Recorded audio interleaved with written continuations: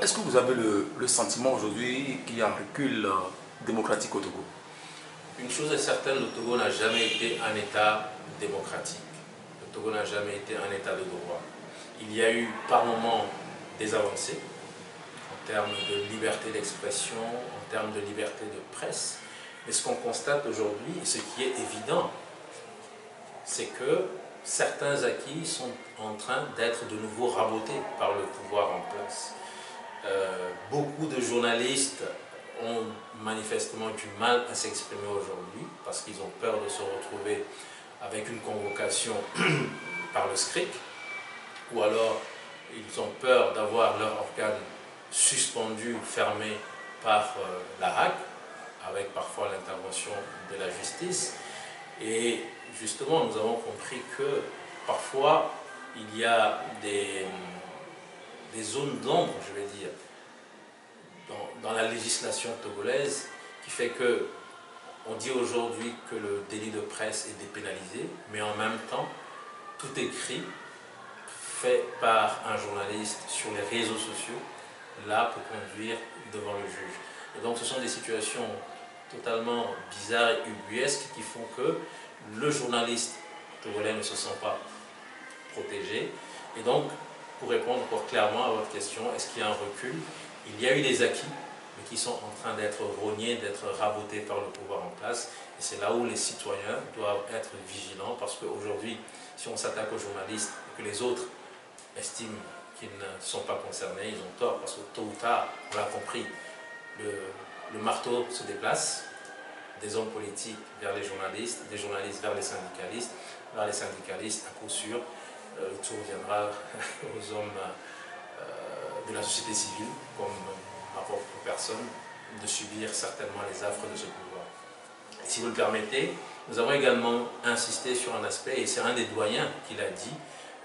Aujourd'hui, nous constatons un manque de solidarité énorme. Et là, je vais prendre l'exemple des syndicats. Je puis me permettre d'en parler puisque moi-même je suis syndicaliste.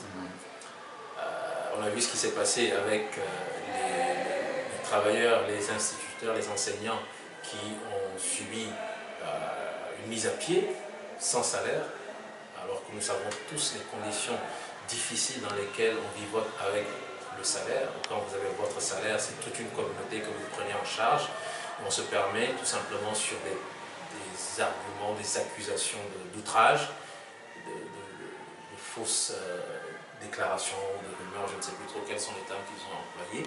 Donc de couper les salaires à des gens.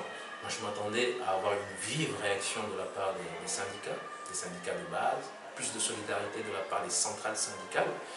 J'étais vraiment surpris de voir que les centrales, en dehors de la STT, qui a tenté quelque chose, on a 7 centrales au Togo, et aucune n'a été en mesure de défendre un tant soit peu ces travailleurs qui subissent cette punition abusive. C'est une vraie punition abusive, et cela pose un problème au Togo, où nous avions connu des syndicats beaucoup plus faillants, des syndicats beaucoup plus solidaires, des syndicats beaucoup plus dynamiques.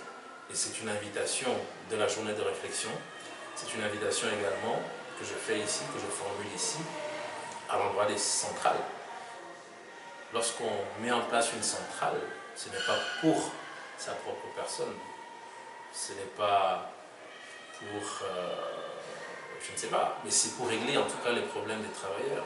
Et j'espère que les centrales syndicales vont se remobiliser, revoir leur mission, revoir les objectifs et faire en sorte que demain, avant que le pouvoir ne puisse porter comme ça, de façon totalement abusive, des sanctions à l'endroit des travailleurs, que le pouvoir réfléchisse à deux fois en se disant il y a des centrales qui font leur travail et que si j'abuse de mon pouvoir, je risque d'avoir à répondre face à ces centrales. Avez-vous l'impression que les premiers responsables de ces centrales sont pratiquement mis dans le même bateau, entre guillemets, et que tout ce que nous connaissons aujourd'hui, on n'entend plus parler même de la classe politique, de l'opposition, face à ce qui se passe ces dernières périodes? Alors, une chose est certaine, et là je voudrais remercier le professeur Walla qui était présent à cette journée de réflexion, qui est une éminente personnalité du monde syndical. Il a reconnu la faiblesse aujourd'hui des centrales syndicales au Togo.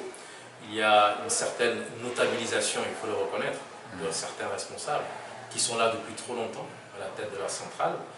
Les élections sociales qui avaient été organisées il y a plusieurs années déjà et qui devaient permettre d'assainir un peu en élaguant les centrales qui n'ont plus de représentativité, parce qu'il faut le reconnaître, toutes les centrales, les 7 centrales n'ont pas la même représentativité. Et donc elles n'ont pas en principe droit au chapitre, au même titre. Lorsqu'on organise des élections, c'est que les centrales syndicales qui sont les plus implantées et qui peuvent parler au nom des travailleurs, peuvent aller à des négociations, peuvent aller à des discussions. Mais si vous mettez tout le monde ensemble, en sachant très bien qu'il y a parfois des responsables centrales qui ne représentent que leur personne, ça pose un problème. Et c'est pour ça qu'on organise des élections sociales. Donc il y a quelques années, je ne me souviens plus de l'année où ça a été organisé, nous avons participé à ces élections sociales et à un moment donné, le pouvoir s'est rendu compte que les centrales qui avaient gagné étaient peut-être celles qui étaient beaucoup plus proches peut-être de l'opposition. En tout cas, c'était des centrales qui étaient très autonomes, très indépendantes, très objectives dans leur prise d'opposition. Et le gouvernement a bloqué les résultats. Nous n'avons jamais eu les résultats définitifs de ces élections sociales. Et tout cela explique cette situation que nous vivons aujourd'hui. Et il revient aux travailleurs de repenser à tout cela. Il revient aux centrales de se dire que l'objectif quand même, c'est de défendre le secteur du travail au Togo.